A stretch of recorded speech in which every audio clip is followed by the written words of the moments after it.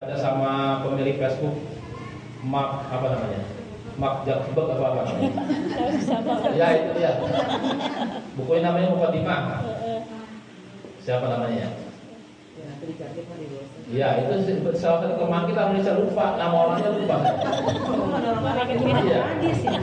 Kata dia, mengapa orang yang hafalannya kuat itu seperti apa? Karena makanannya terbatas dan sedikit biasanya jenisnya. Orang Arab lihat makanannya apa biasanya? Korma, daging kambing, daging onta. Sayuran nggak ada sayuran. Kalau sekarang sih banyak. Paling apa? Kacang-kacangan. Cuman itu.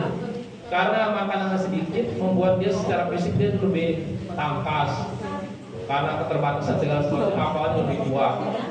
Dibandingkan orang kita coba. Yang di kebun dimakan, yang dari laut dimakan, dari empang dimakan, dari sawah segala macam tuh. Iya, karena kita memang negerinya barokah ya, segala macam ada, dari laut ada, dari kebun ada, dari apa semua dimasuk itu. Kebun-kebunan dimasuk, yang hijau-hijau, yang kuning, yang merah dimakan semua. Ternyata itu membuat kata si Muharram Qadimah itu terlalu banyak cairan di otak kita, karena terlalu banyak makan yang bentuknya cair-cair itu yang menghambat hafalan jadi kurang bagus katanya. Makanya kata yang para hafiz itu yang saya ikuti di Tikam yang di Mesir kuliahnya, dia membiasakan makan kismis, kurma, sama madu itu buat hafalannya biar kuat. Karena memang dulu orang makan seperti itu. Jadi kalau anak-anak kita tuh yang mungkin sekolah tahfidz, banyakin makan itu kismis, kurma, madu. Memang rada mahal tapi ya itulah modal buat anak-anak kita biar hafalannya kuat. Nah, gado-gado itu sudah berubah. Segala gori, kacang panjang, segala macam ada di situ. Makanya hafalannya ya begini kayak saya jadinya banyak tempatnya daripada ingatnya. Makanya mereka hafal tuh hadis dari siapa. Nah, Bukhari itu biasa namanya disebut perawinya.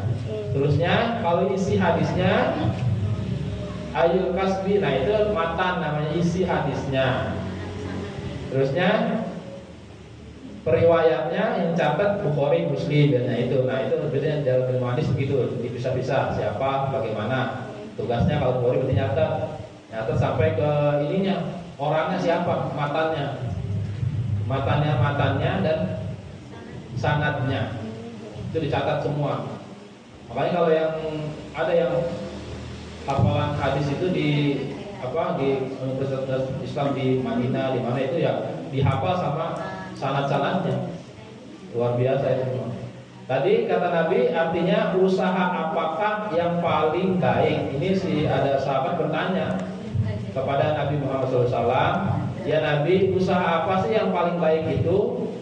Nah, Nabi menjawab, usaha seseorang dengan tangannya sendiri, satu, dan setiap perniagaan yang bersih. Nah, ini kata ada sahabat bertanya, Nabi, usaha apa sih yang paling baik? Nah, kata Nabi, usaha seseorang dengan tangannya sendiri, dengan keterampilan tangannya sendiri. Apa contohnya? Misalnya ibu bisa bikin kue, bisa jahit baju, bisa bikin keterampilan. Nah, itu bisa menghasilkan uang. Itu rezeki yang bagus, barokah. Artinya tangan kita ini bermanfaat, bisa menghasilkan sesuatu. Misalkan suami kita bisa punya keahlian bengkel atau tukang elektronik. Nah, itu rezeki yang bagus karena dihasilkan dari keterampilan tangan. Atau jasa, misalnya jasa apa? Guru, misalnya dosen. Itu hasil dari keterampilan, itu rezeki yang bagus, termasuk rezeki yang barokah. Karena memang beda rezeki yang didapatkan dengan mudah dengan rezeki yang didapatkan dengan sulit. Orang akan lebih efisien ketika dapatnya lebih susah. Contoh, saya punya pulpen misalnya 10 dibandingkan dengan saya punya pulpen 1.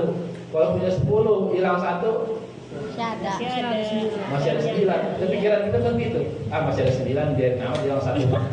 Ya kan? Karena masih ada 9. Tapi kalau pulpen satu-satunya cuman itu doang, Emang mampunya belinya cuma satu, itu kita di mana-mana dikantongin, dijagain jangan sampai hilang karena cuma satu-satunya.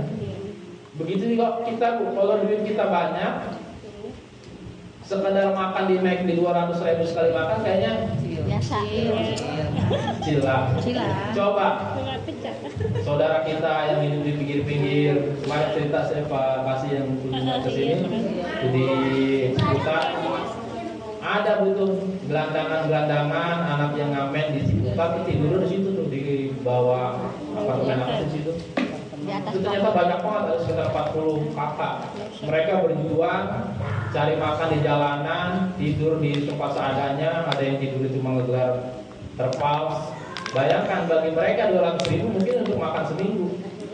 Bagi kita yang duitnya banyak, yang suaminya menggajinya belasan juta sebulan, ya 200.000 mas sekali makan. Cuma nyemil doang 200.000 mas. Karena duitnya banyak. Jadi karena duitnya banyak, sesuatu yang hilang sedikit itu nggak berasa. Padahal bagi orang itu sangat berarti. Itulah efisien kadang-kadang kita menggunakan uang ketika memang sedikit. Ya, apalagi yang cara mendapatkannya susah kayak petani misalnya. Petani coba sekali